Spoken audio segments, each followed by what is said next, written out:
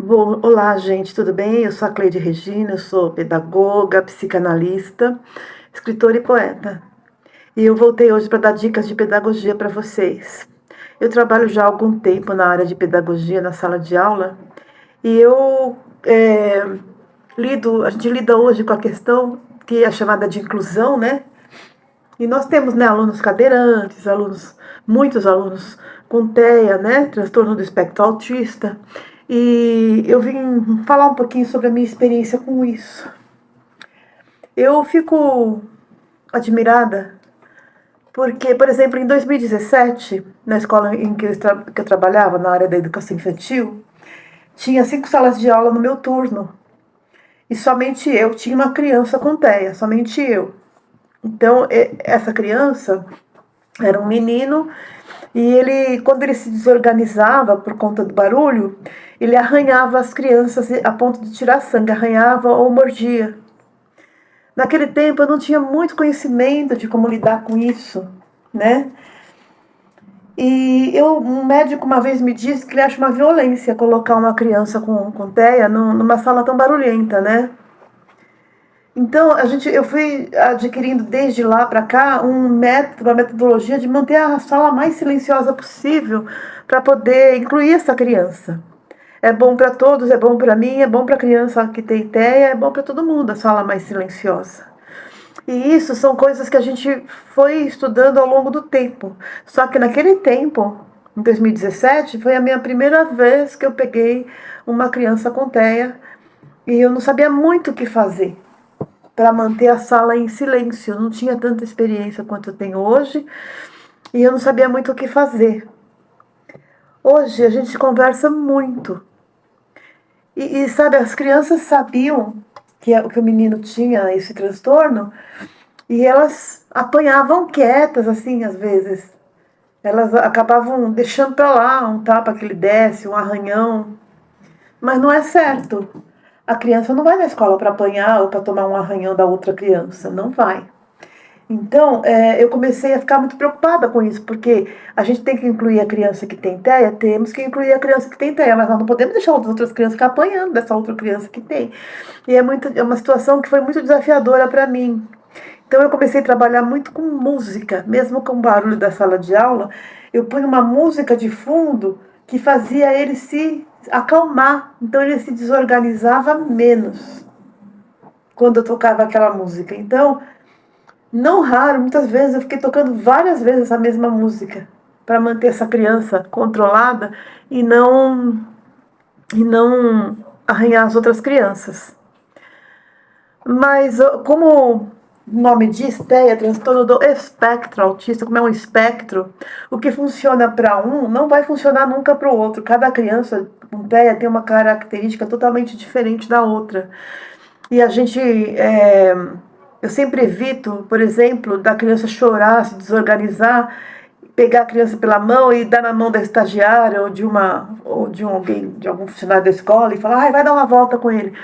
Sim, às vezes até funciona esse negócio de dar uma volta para a criança acalmar.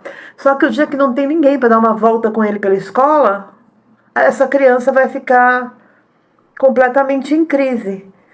Então, o que eu faço é conversar muito com as outras crianças para manter a sala o menos barulhenta possível. E as crianças, elas compreendem esse problema quando você conversa muito e elas colaboram. Elas colaboram bastante com a situação. E um método que funciona muito é conversar com a própria criança que tem TEA. Muitas vezes, eu já tive muitas crianças com TEA. Ano passado eu tive 5 na minha sala de aula. Cada ano eu tive crianças diferentes com TEA na minha sala. Mas uma coisa que funciona com todas elas, independente da característica delas, é conversar com elas mesmas. Falar, eu sei que você está me ouvindo, eu sei que você está me entendendo. Porque a criança que tem autismo, no pensamento dela, ela é igual a qualquer outra criança. Ela tem dificuldade de comunicação, de interação social. Então, muitas vezes, e também com coisas sensoriais, como luz, excesso de som, excesso de luz, excesso de estímulos. para ela é algo bastante pesado. Então a gente tem que ver o que incomoda mais aquela criança, se é o barulho. Tem crianças que têm já o protetor de ouvido e vai para a sala de aula assim. Tem crianças que não se desorganizam com barulho, mas sim com muitos estímulos ao mesmo tempo, muitas coisas coloridas, muitas luzes, algo assim muito estimulante visualmente, elas acabam se desorganizando.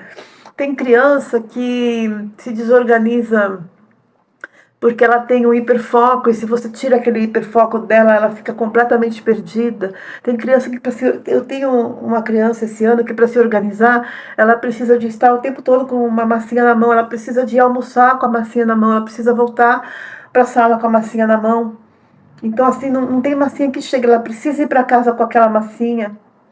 Eu tenho uma colega que faz, eu até agradeço muito, viu? Obrigada a você, Noeli. Obrigada por você fazer massinha para mim toda semana. Ela compra, eu quero pagar, mas ela não aceita.